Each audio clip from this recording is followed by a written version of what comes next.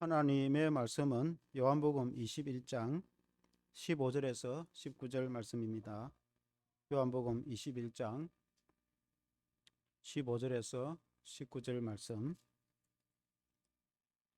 한 목소리로 한번 같이 읽겠습니다. 신약 185페이지 요한복음 21장 15절에서 19절 한 목소리로 같이 읽겠습니다. 시작. 그들이 조밥 먹은 후에 예수께서 시몬 베드로에게 이르시되 요한의 아들 시몬아 네가 이 사람들보다 나를 더 사랑하느냐 하시니 이르되 주님 그러하나이다. 내가 주님을 사랑하는 줄 주님께서 아시나이다. 이르시되 내 어린 양을 먹이라 하시고 또 두 번째 이르시되 요한의 아들 시몬아 네가 나를 사랑하느냐 하시니 이르되 주님 그러하나이다. 내가 주님을 사랑하는 줄 주님께서 아시나이다.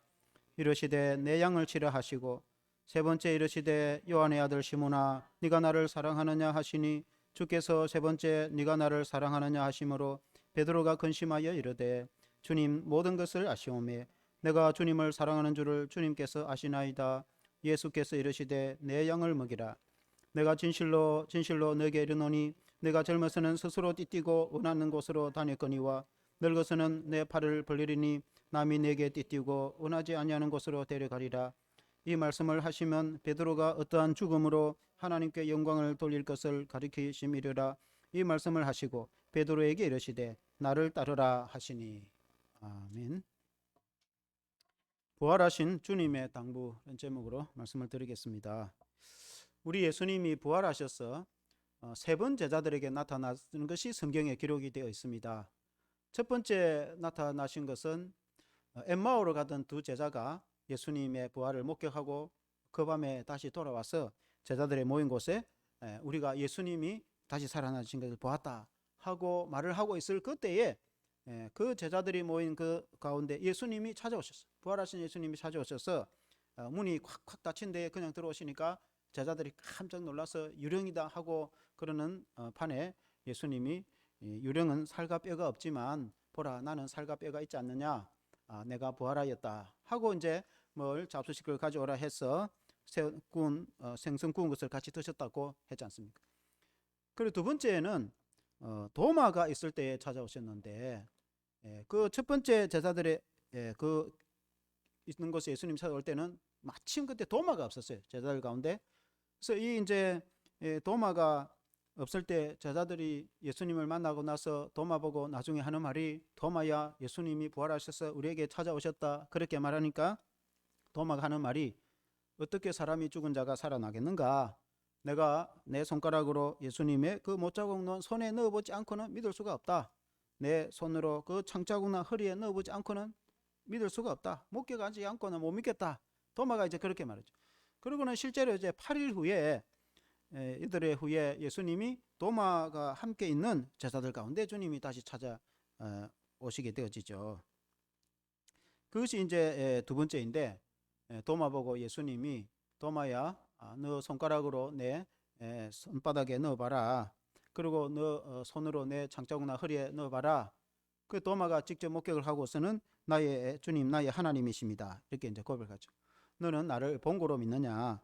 실제로는 보지 않고 믿는 자가 더 복되다. 그러나 보고서라도 나를 믿는 자가 되라.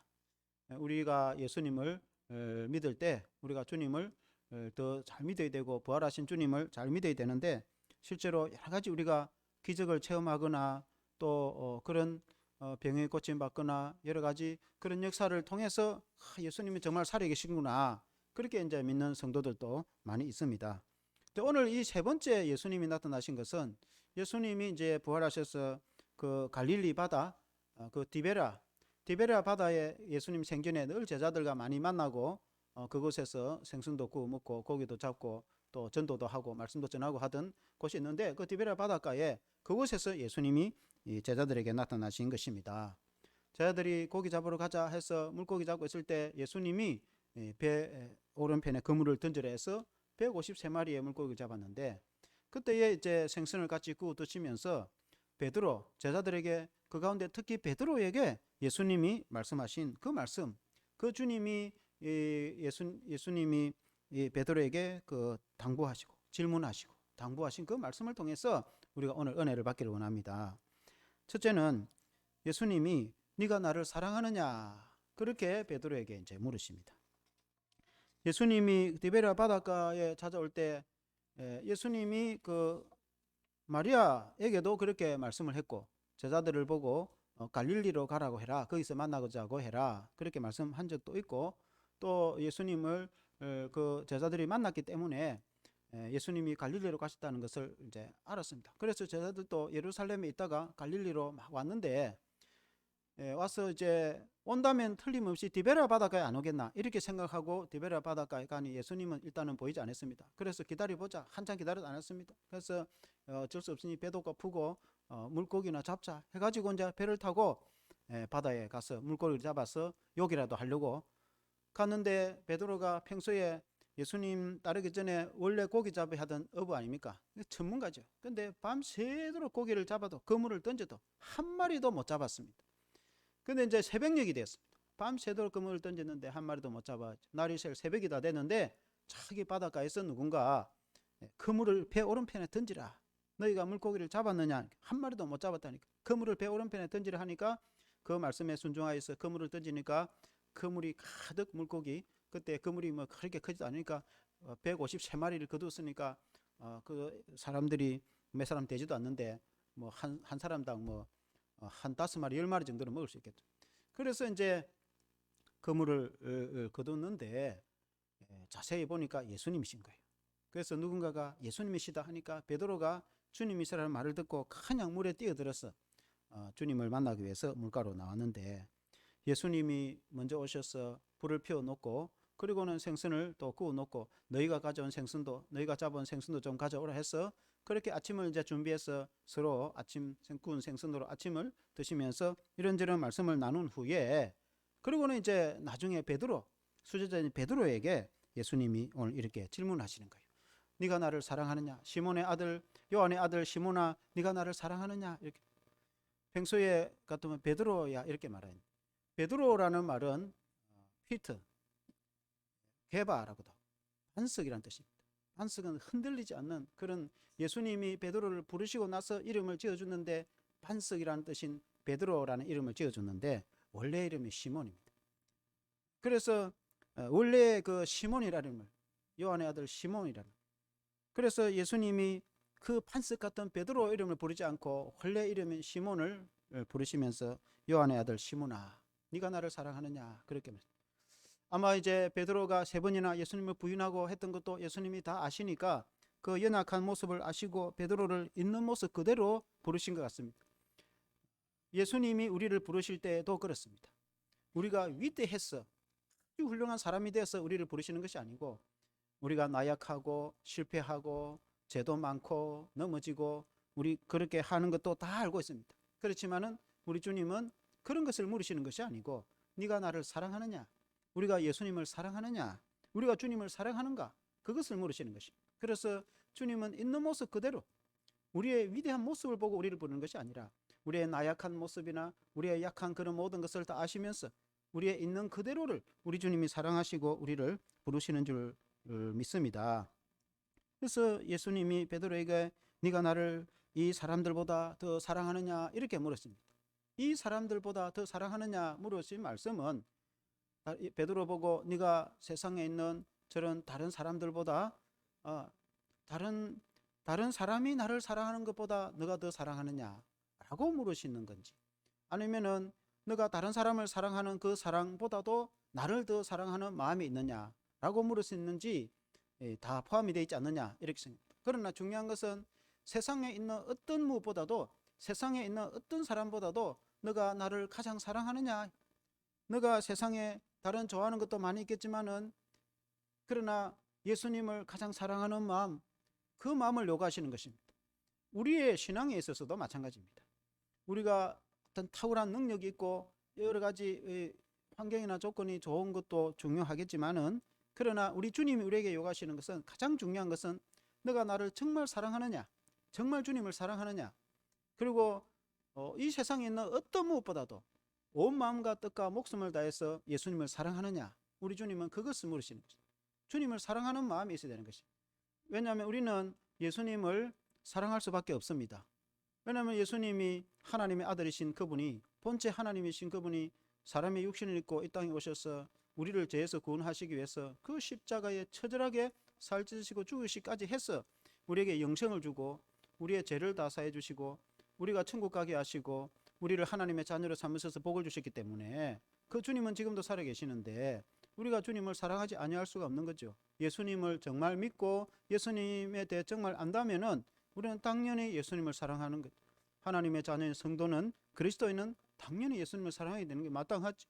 그러나 예수님을 사랑하는 것이 주 온 마음과 뜻과 목숨 내 생명보다도 더 정말 예수님을 사랑하는 마음, 주님은 그 마음을 요구하시는 것입니다. 그런데 베드로가 주님 앞에 고백하기를 예수님이 네가 나를 아가페 하느냐, 네가 나를 사랑하느냐 그렇게 물으니까 베드로가 내가 주님을 그러하외다, 내가 주님을 필레오 하는지 주님이 다 아십니다 라고 이렇게 말합니다. 히브리 우리는 구분이 안 되는데 히브리 헬라어로는 아가페하고 필레오하고 이게 구분이 됩니다.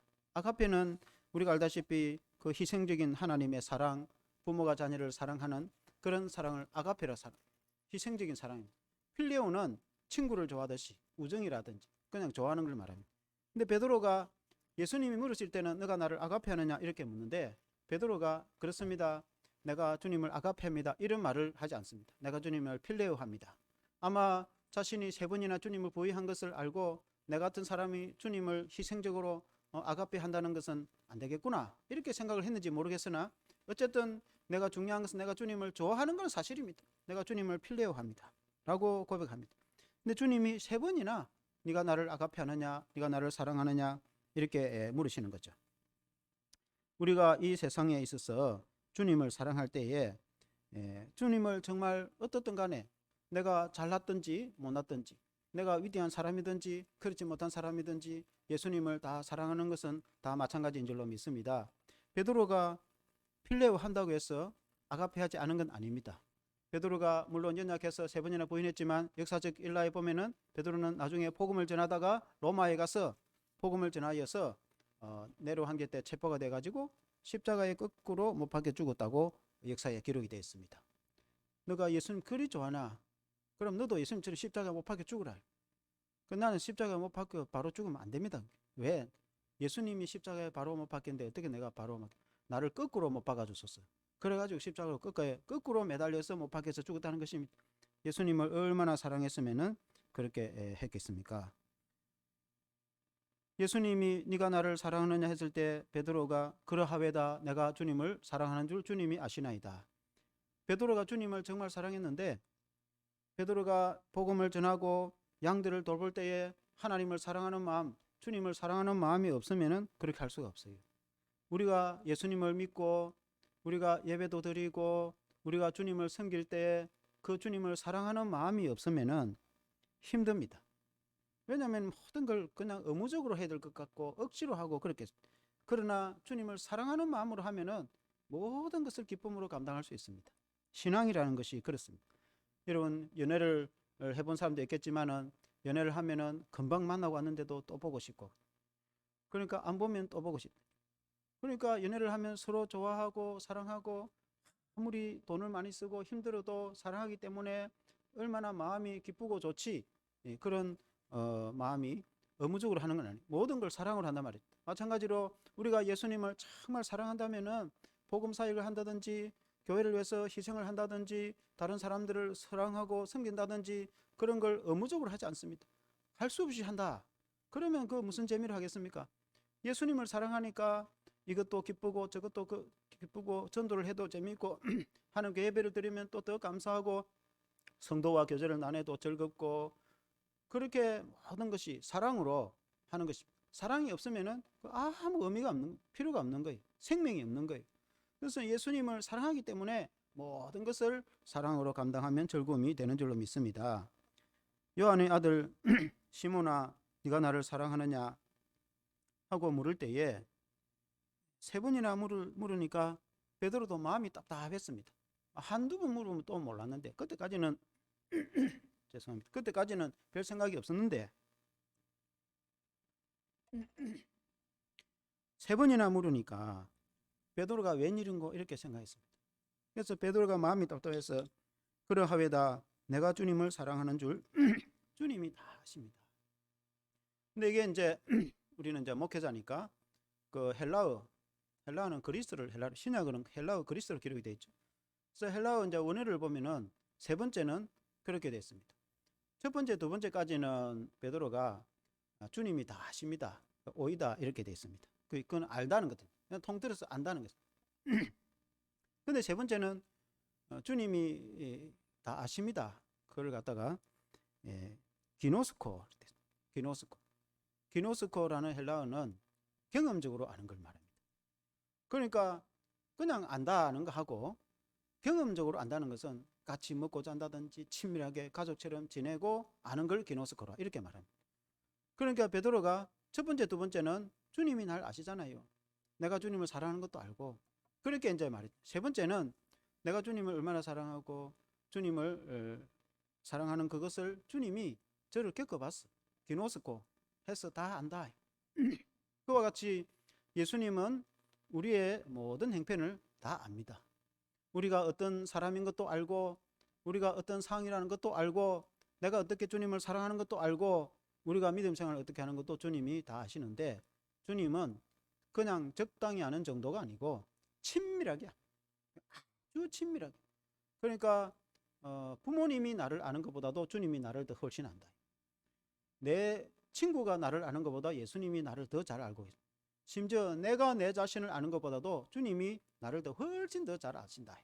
그래서 주님은 나를 인격적으로 나와 동행하셔서 친밀하게 친구와 가족 이상으로 주님은 나와 늘 함께 하셨어. 나의 모든 것을 다 알고 계신다. 다 아신다. 그래서 우리는 주님 앞에 약한 것도 주님 앞에 우리가 화려한 것도 주님 앞에 우리가 헌신하는 것도 주님 앞에 있는 것 그대로 다 주님이 다 아시니까 우리가 하나님 앞에 있는 그대로 있는 모습 그대로 정직하게 나아가는 것 주님이 그것을 요구하신다 그 말입니다. 그때에 주님이 내 양을 치라 내 양을 먹이라 그렇게 말씀하십니다. 주님의 양을 돌보라 그 말입니다. 우리가 주님을 사랑하는 마음이 있을 때 주님이 사역을 맡깁니다. 양을 돌보는 일을 맡깁니다. 주님을 사랑하는 마음이 없으면 감당할 수 없어요. 그래서 이제 두 번째 주님이 하시는 말씀은 내 양을 돌보라 그렇게 말해요. 세 번 질문 세 번 하고 그리고 이제 당부를 세 번을 합니다. 주님. 그 당부를 세 번 하는 그것이 공통적인 것은 내 양을 돌보라 그 말.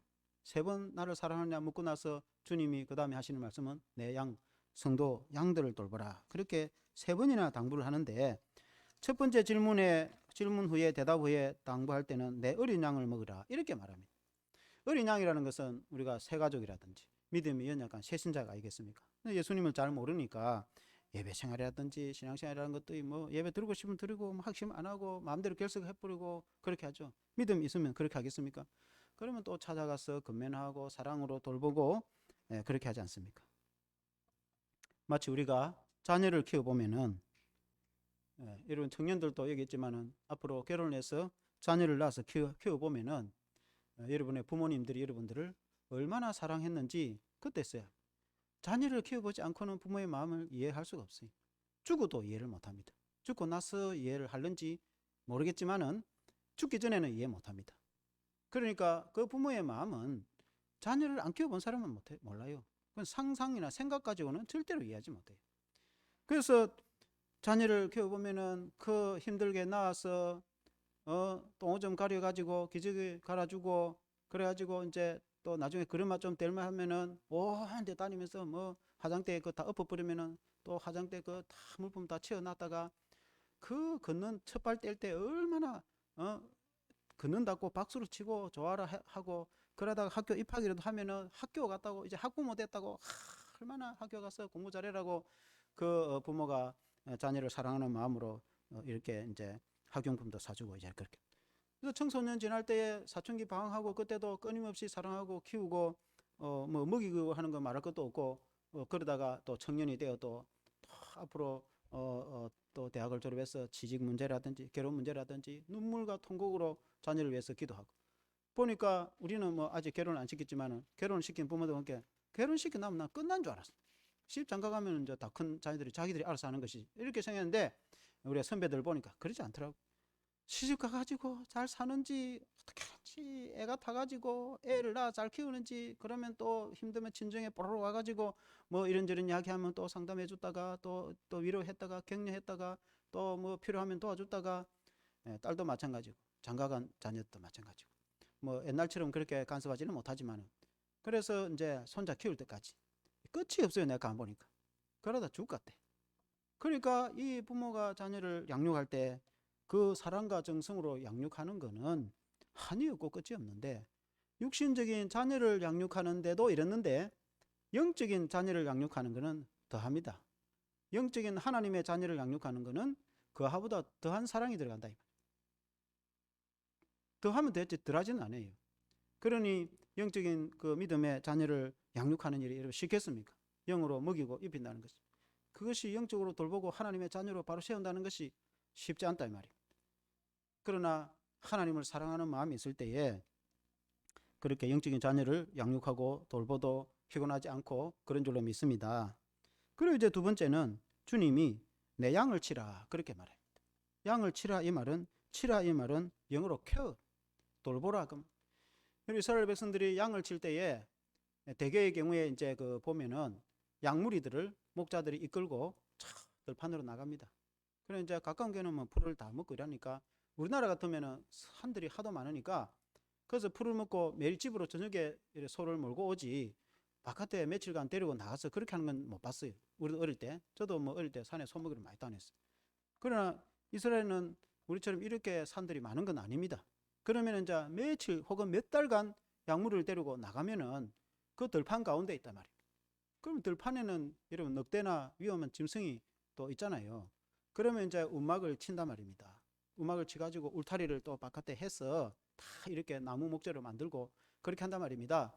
그리고 낮에는 푸른 들판에 마음껏 이제 양들이 풀을 먹도록 이렇게 먹이고, 그러고는 이제 나중에 또 실만한 물가에서 실컷 이제 물도 먹이고 쉬고, 그래 이제 해가 지기 전에 우리 안으로, 움막 안으로 데려와서 안전하게 비도 피하고 그곳에 이제 살고, 그러고는 당번을 정해가지고 보초를 쓴단 말입니다. 밤에 늑대가 덤비면 어떻게 합니까? 무기를 들고 늑대가 오면은 죽여야 된단 말이에요. 양을 돌봐야지. 양이 뭐 늑대 다물고 가면 소용이 없잖아요. 그러니까 이제 양을 밤새도록 이제 교대를 하면서 양을 지킨다. 그 날씨가 추우면은 추운 대로, 밤에는 또 얼마나 정도가 추운지 몰라. 추우면 추운 대로 때로는 불을 피워 가지고 이렇게 양을 따뜻하게 했고, 더우면 더운 대로 또 그늘을 해가지고, 그러니까 양들을 위해서 끝까지 희생을 하고 이제 돌보고, 그리고 몇 달간 그렇게 하다가 또 집으로 돌아오고 하는데, 양을 돌보는 일이 쉽지 않다 이 말이에요. 그래서 교회의 성도를 이렇게 양육하고 돌보는 사역을 목양 사역이다 그렇게 하는 이유가, 목자가 양을 돌보듯이 우리 목회자나 또 우리 성도들이 다른 우리 성도들을 또 케어하고 돌보는 모든 것을 목양 사역이다 이렇게 말해요. 그래서 그렇게 할 때 주님을 사랑하는 마음이 있을 때에 가능하죠. 주님이 우리에게 그렇게 부탁하셨단 말이에요.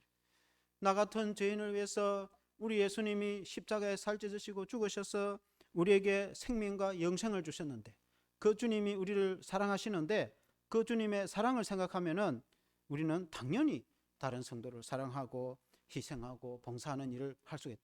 그 주님의 사랑 때문에 그렇게 할 수 있는 것이, 주님의 사랑이 없으면은 그걸 인간적으로 의무적으로 그렇게 할 수 있겠는가? 그래도 목회자야 뭐 사례받고 하지만 성도들은 자기가 돈 벌어서 그렇게 하는데, 근데 성도들이 보면은 얼마나 희생적으로 헌신적으로 봉사를 하는지 모릅니다. 그렇게 할 때 성도들이 무슨 돈을 받는 것도 아닌데 왜 그렇게 하는가? 그것은 그 예수님의 사랑을 알기 때문에, 그 주님이 부활하셔서 살아계셔서 지금도 살아계셔서 우리를 사랑하신, 끝없이 사랑하시고 우리를 돌보시죠. 그 주님의 사랑을 알고 사랑을 받고 또 예수님을 사랑하기 때문에 그 사랑으로 모든 것을 감당하기 때문에 그것이 가능한 것이지, 주님에 대한 사랑이 없으면은 누가 그 일을 감당할 수 있겠습니까? 그걸 할 수 있겠습니까? 하락해도 못한단 말이에요. 엄청난 돈을 줘도 못한단 말이에요. 그래서 그 사랑으로 우리 예수님이 베드로에게 당부를 한 거예요. 네가 나를 사랑하느냐? 그 나를 그렇게 사랑하니 내 양을 그렇게 좀 잘 돌봐라 부탁을 하신단 말입니다. 주님이 승천하시기 전에. 그리고 이제 세 번째는 주님이 내 양을 먹이라 그렇게 합니다. 양을 먹인다 하는 말은 feed, 공급하라. 우리가 양을 푸른 초장에 가서 그 푸른 풀밭에 그걸 먹이듯이 우리 사람들은 이 밥을 먹어야 건강하죠. 유럽 사람들은 식빵을 먹는단 말입니다. 그와 같이 육신적으로 우리가 밥을 먹듯이 영적으로 하나님의 말씀을 먹는 것을 말합니다. 베드로전서 2장 2절에 보면 갓난아기들 같이 순전하고 신령한 젖을 사모하라. 이는 그로 말미암아 너희로 구원에 이르도록 자라게 함이라. 어린 아이가 젖을 얼마나 사모하고 우유를 먹듯이 그것은 하나님의 말씀, 영의 양식, 하나님의 말씀을 영의 양식이라. 성도는 하나님의 말씀을 먹고 자랍니다. 설교를 통해서 하나님의 말씀을 듣고 깨달을 때에 믿음이 성장한단 말입니다. 그리고 성경 공부를 통해서 하나님의 말씀을 배울 때에 그 말씀이 깨달아질 때 먹는다 하는 그 말은 우리 하나님 말씀을 이렇게 뭐 성경책을 뜯어 먹는 것은 아니잖아요. 우리가 영의 양식인 하나님 말씀을 먹는다는 것은 믿음은 들음에서 난다고 그 하나님의 말씀을 들어서 내가 깨달아지고 내 것이 체화가 될 때에 그걸 먹는다고 표현을 한단 말입니다. 그 비유로. 그래서 설교를 통해서 하나님 말씀이 그런 말씀이구나 라고 깨달아지고 또 성경 공부를 통해서 이런 진리가 있었구나 그래서 깨달아지고 할 때에 내가 믿음이 성장해 가는 거죠. 육신적으로 우리가 밥을 먹고 빵을 먹어야 건강한 것처럼 우리 성도는 영적으로 하나님의 말씀을 듣고 하나님의 말씀을 배우고 그렇게 할 때 영적으로 건강해지고 성장해 가는 거죠. 우리가 예수를 믿었다 할지라도 하나님의 말씀을 먹지도 않고 듣지도 않고 배우지도 않는다. 그러면은 북한 사람들은 굶어서 죽을 수도 있단 말이에요. 바싹 말라 밥을 안 먹으면 바싹 말라 죽잖아요. 그런 것처럼 우리가 영적으로 말씀을 풍성하게 먹고 깨닫고 은혜 받고 하면은 영적으로 힘이 나고 건강한데 그런 하나님 말씀을 듣지도 못하고 깨닫지도 못하고 배우지도 않으면은 말라 죽는단 말이죠. 그 말씀이 우리에게 생명이 되고 내 인생의 등불이 되고 말씀의 진리를 깨달을 때 우리가 자유함이 생기고 즐거움이 생기고 기쁨이 생기고 힘이 생기고 능력이 생기고 믿음이 생기고 확신이 생기는데 그 말씀이 생명이고 그 말씀을 깨닫는 것이 중요한데 성도는 두 개 중에 하나를 선택을 해야 돼. 하나는 내가 하나님 말씀을 배우고 성장할 겁니다. 성장기에 있느냐? 사람도 마찬가지입니다. 사람이 성장하는 시기가 있다. 뭐 20대까지라든지 성장을 할 때는 먹고 성장을 한단 말이에요. 배우고 성장한다. 그때는 뭐 돈 벌어라 말 안 합니다. 학교 다니는 청소년 보고 돈 벌어라고 우리나라에서 그렇게 하지 않습니다. 그때는 돈 대주고 어쨌든 성장하라. 많이 먹고 성장하라. 그래서 이제 성장하는 사람은 성실하게 배워야지. 학교 다니는 학생이 학교에 갔다가 안 갔다가 자기 마음대로 해버리면은 그 제대로 공부가 되겠습니까? 그러니까 배우고 나면 성실하게 배워야 돼. 하나님 말씀을 배우는 것도 마찬가지고 성실하게 배워야 되죠. 그리고 이제 다 배웠으면은 어른이 우리가 사회에서도 어른이 되면은 나중에는 또 시집가고 장가가고 애도 낳아 키운다든지 직장을 가서 사회 봉사를 하든지 돈을 번다든지 또 다른 사람을 위해서 봉사를 한다든지 국가의 의무를 다해서 국방의 의무를 다한다든지 봉사를 해야지 다 컸는데도 아무것도 안 한다. 그러면 어떻게 되겠어? 그러니까 다 컸으면은 이제는 다른 사람을 가르쳐야지. 우리 학교 선생님도 있으면 우리 이제 선생님은 배울 때는 학생이었는데 이제는 교사니까 지금 아이들 가르쳐야 되는 거죠. 아이들 가르쳐 갖고 애들 돌보고 사랑으로 내가 그렇게 받은 것처럼 사랑으로 돌보고 가르치고 양육하고 해야 된단 말이에요. 교회도 마찬가지로 믿음으로 자란다. 자라는 시기에 있다. 그럼 뭐 성장을 해가야 되죠. 계속해서 믿음이 자라가고 내가 이제 어느 정도 다 성장을 했다. 성장했으면 이제는 봉사를 해야지. 다른 사람을 가르쳐야지. 다른 사람을 양육해야 돼. 그러니까 그 두 쟁을 하내야지. 이것도 안 하고 저것도 안 한다. 그러면 안 돼. 그 교회는 있을 수가 없는 거야. 내가 배우는 것도 안 하고 가르치는 것도 안 한다. 배우는 것도 안 하고 내가 은혜를 받든지 내가 사랑을 받고 내가 받든지 아니면 내가 공급하든지 둘 중에 하나를 해야 된다. 물론 이제 연세가 많아가지고 이제는 뭐 은퇴를 해가지고 이것저것 하기 힘든 그런 경우에는 또 상황이 다르죠. 직장도 은퇴하면은 그럼 쉬잖아요. 그와 같이 우리가 이제 이 교회 성도는 믿음이 자라가든지 믿음이 자라갔으면 이제는 다른 사람을 위해서 희생하고 어린이들을 위해서 아니면 다른 성도를 위해서 희생하고 봉사를 해야 된다 말이에요. 봉사하고 섬기고 그 둘 중에 하나를 내가 사랑을 받든지 받고 자라든지 아니면 내가 다른 사람을 위해서 봉사를 하든지 둘 중에 하나를 하는데 그 중에 제일 중요한 거는 말씀 사역, 말씀의 사역은 목회자가 물론 이제 주 사역이에요. 목회자는 성경을 연구해서 하나님 말씀을 가르치는 설교를 해야 되고, 또 성경 공부도 신학적으로 배웠으니까 성경 가르치는 성경 공부를 인도를 할 수 있어요. 그러나 성경 공부도 또 여러 가지 있는데 성도가 가르칠 수 있어요. 양들을 가르칠 수 있단 말이에요. 그래서 우리가 전도하고 봉사하고 또 여러 가지 교회를 위해서 실질적인 행정이나 여러 가지 사역을 하는 많은 사역도 다 있는데, 주님은 그 가운데 가장 중요하게 생각하는 것은 먹이는 사역, 피드. 이 말은 공급하는 것. 이 말은 부모가 밥을 자녀에게 먹이듯이 영의 양식을 성도들에게 먹이는 것. 그 말은 하나님의 말씀으로 다른 사람을 가르치는 사역. 그것이 중요하다. 그 사역이 제일 중요하다. 어떤 사역보다도 제일 중요한 것이 그것. 또 어떤 일보다도 제일 중요한 건 내가 하나님의 말씀을 먹는 것이 제일 중요하고, 내가 교회에 출석해야 되는 것도 중요하고, 내가 주 안에서 친교 나누는 것도 중요하고, 내가 교회에서 다른 일도 중요하지만 제일 중요한 건 하나님의 말씀을 듣는 것이 제일 중요한 거죠. 성경 공부를 하는 것이 제일 중요하죠. 성장할 때는. 그리고 성장하고 나서 우리가 교회에서 봉사를 하고 희생하고 때로는 교회 청소도 하고 뭐 행정도 하고 이런 것도 많이 했지만, 제일 중요한 사역은 말씀을 가르치고 먹이는 사역. 다른 성도들에게 내가 말씀으로 먹이는 사역이 제일 중요한 사역입니다. 주일학교 아이들에게 말씀을 먹인다든지, 청소년들을 가르친다든지, 아니면 다른 성도들에게 1:1 양육을 해서 가르친다든지, 그 말씀을 전하고 복음을 전하는 것도 마찬가지고, 그 말씀으로 먹이는 사역, 그것은 목회자만 하는 것이 아니라 성도들도 당연히 할 수 있는 거예요. 설교야 목회자가 하지만 다른 거는 다 성경 공부도 할 수 있고, 또 제자 훈련도 할 수 있고, 또 전도도 할 수 있고, 복음도 전할 수 있고, 다른 사람 주일학교 사역도 할 수 있고, 그건 다 성도들이 다 할 수 있는 것입니다. 그래서 그 말씀을, 결론은 제자가 돼야 된다. 예수님의 제자. 예수님의 제자가 된다는 것은 내가 예수님이 내 스승이 되고, 내가 예수님의 제자가 되어서 예수님에게 배우고 자라 성장을 하든지, 아니면은 이제 내가 성장을 했으면은 또 다른 사람을 제자로 삼아서 가르치고 양육을 하든지, 그 둘 중에 하나를 해야 된다면 성도는, 그것이 성도인, 그것이 예수님이 베드로에게 당부를 하셨는데, 오늘날 우리 예수님이 우리에게 당부를 한다면은 그렇게 당부를 하실 거다. 우리가 그런 성도가 되기를 주 이름으로 축원합니다. 기도하겠습니다. 하나님 아버지, 우리 주님이 부활하셔서 살아계시고 지금도 역사하시는 줄로 믿습니다. 우리가 허물과 죄로 영원히 죽을 수밖에 없는 죄인들이었으나 우리 주님이 이 땅에 오셔서 십자가를 통해서 우리에게 구원을 주시고 우리에게 영생을 주시고, 우리 주님은 부활 승천하신 후에 약속대로 성령을 보내셔서 주님의 성령이 우리 안에 계셔서 우리와 늘 함께 하시는 것을 믿습니다. 때로는 우리가 힘들고 어려울 때도 주님이 함께 해주셔서 우리에게 위로를 베풀어 주시고 힘과 능력을 더해 주시고, 우리가 살아가는 모든 삶의 여정에 주님이 함께 해주셔서 지혜를 베풀어 주시고 건강도 베풀어 주시고 필요한 물질도 허락해 주시고 가정을 통해서 복을 주시는 좋으신 주님이십니다.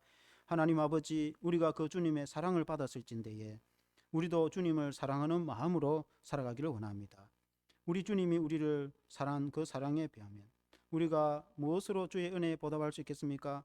우리의 온 마음과 뜻과 목숨을 다해서 내 생명보다도 예수 그리스도를 사랑하며 우리가 주님을 믿고 따르는 제자가 되기를 원합니다. 하나님 무엇보다도 우리가 하나님 말씀을 잘 배우고 성장하여서 또한 우리가 다른 사람을 돌보고 먹이고 케어하는 그런 성도가 되기를 원합니다. 우리 주님이 제자들을 사랑하시되 끝까지 사랑하셔서 베드로와 그 제자들에게 당부하신 말씀처럼 오늘날에도 우리 주님이 우리들에게 당부하시는 줄로 믿습니다. 우리가 하나님 말씀을 배우고 우리가 성장한 것처럼 우리도 이제는 다른 사람을 섬기고 가르치고 양육할 수 있는 그런 성도들이 되게 해주시옵소서. 예수님 이름으로 기도합니다. 찬송가 160장 찬송하시겠습니다.